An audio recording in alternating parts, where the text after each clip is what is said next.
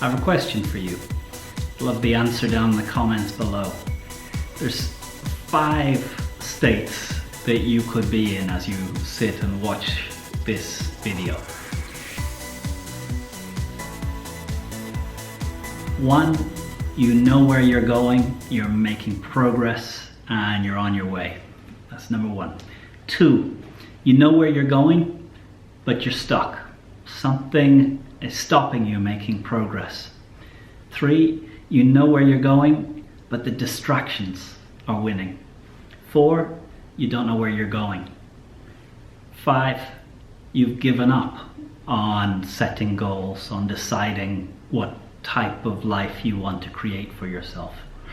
So where are you? 1, 2, 3, 4, or 5? And what I'd like to share is just one simple thing for each. 1, get in touch, let me know how you got there. I'd love to know how you found your vision and how you were able to commit to it and make those action steps. I love learning from people who have found the way of having a vision and having the action that's taking them there. Number 2, you know where you're going, but you're stuck. Find a mentor. Find someone 20 years further ahead in the path that you are going and ask them, 20 years ago, where were you? What did you face? What challenges, what decisions were you making? So if you know where you're going but you're stuck, find a mentor. 3, you know where you're going, but the distractions are winning. Pomodoro method. Go and look at the previous video I made, Pomodoro method. Get a timer, set it for 20 minutes and work on the important thing for 20 solid minutes.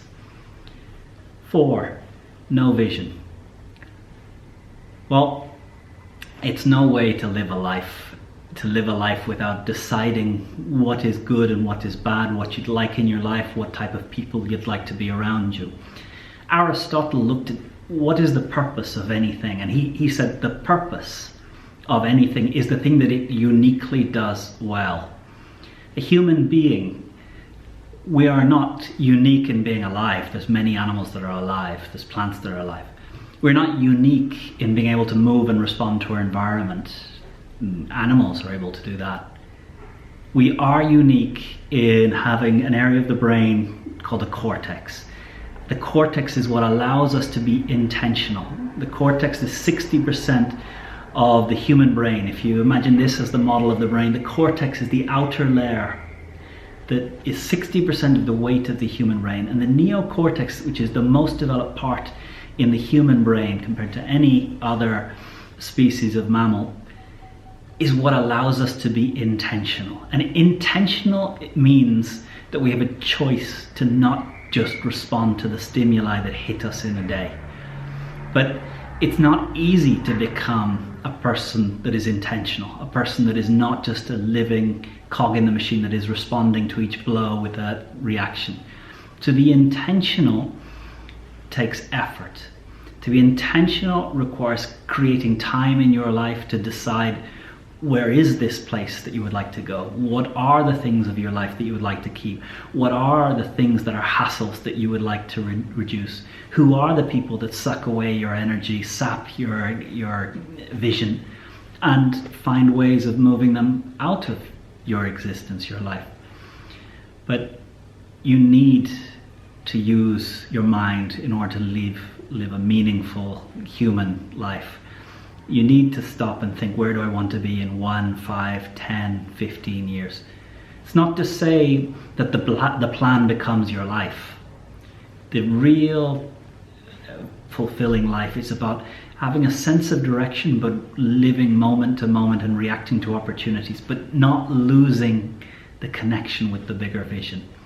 Kilian Jornet, the #1 Ultraman, when I spent a day with Kilian, he said when he's running in the mountains, he knows very well where the destination is, but his path is changing all the time as he notices conditions, notices the change of weather.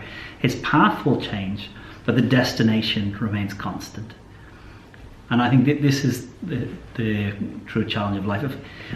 having some values and some sense of the important blocks that remain constant, but an ability day to day, week to week to adjust to the flow of life and not live in the future, not live in the past, but live in the present.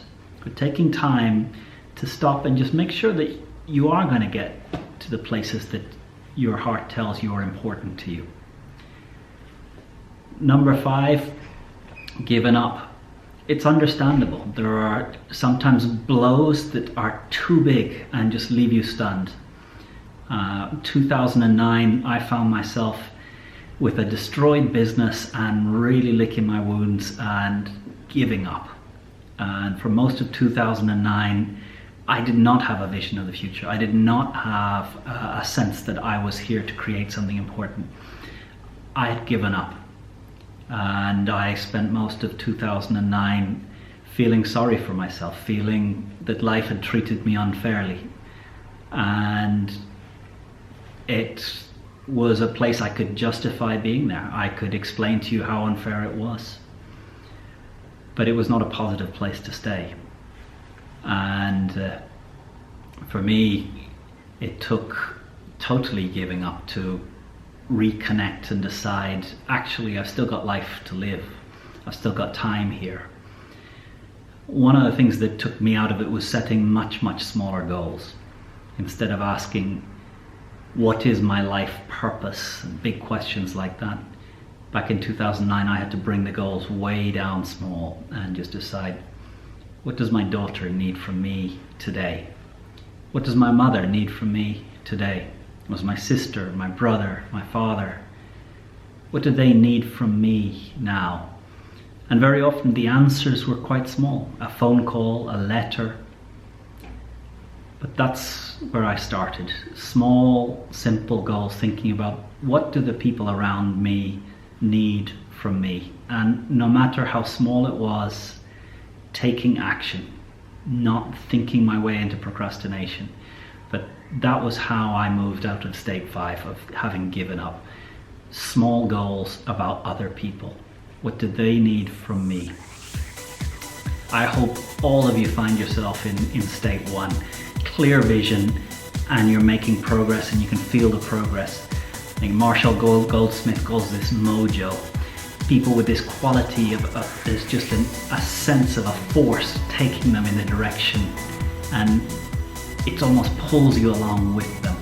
And I believe all of us have the potential to get there. All of us have the resources within us to make progress to what is important. It is possible to design and live an extraordinary life. It's possible to design goals that are inspiring to you. Write them down on a piece of paper, look at them, and begin through small steps and actions to step by step move closer to that goal. If you write down climb Everest, it won't be tomorrow, it won't be next week, it won't probably be in 5 years. But the setting of that goal and the writing it down on a paper starts to put structure of what you need to do over the next 5, 6, 7 years to put yourself in a place to be the person that can achieve that.